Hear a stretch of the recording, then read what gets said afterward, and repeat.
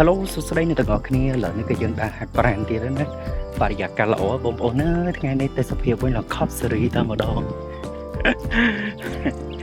ចេះដើរទៅបងប្អូនដើម្បីទទួលបាននូវសុខភាពល្អណាមួយធ្វើឲ្យរាងកាយរបស់យើងមកមុនដែរហើយបងប្អូននេះគឺជាប្រភេទដើមរោ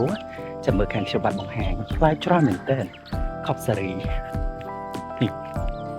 មកដើមនេះផ្លែច្រើនណាបងប្អូនណាតែវាចាំងតិចមើលអត់សូវច្បាស់ណាវ៉ាវបើដីខ្ញុំវិញគ្មាននៅទេបងប្អូនមកជូរមកថាបង្អែមគេហៅផ្លែផ្អែមឬក៏ផ្លែជូរអីហ្នឹងគឺអស់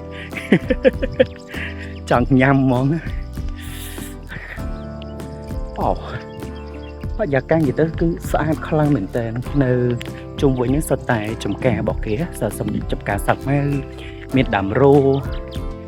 តាមផ្លូវស្អាតអញ្ចឹងទៅយើងដើរហាត់ប្រាណទៅមានផាសុខភាពប៉ុន្តែមានបងប្អូនខ្លះគាត់ចោលសម្រាមបងប្អូនហើយអញ្ចឹងសូមកុំចោលសម្រាមអីណាបងប្អូនចូលរួមនៅក្នុងការថែរក្សាអនាម័យទាំងអស់គ្នាអរគុណតើលើមកហាត់ប្រាណជាមួយនឹងខ្ញុំបាទទាំងអស់គ្នាណា Let's go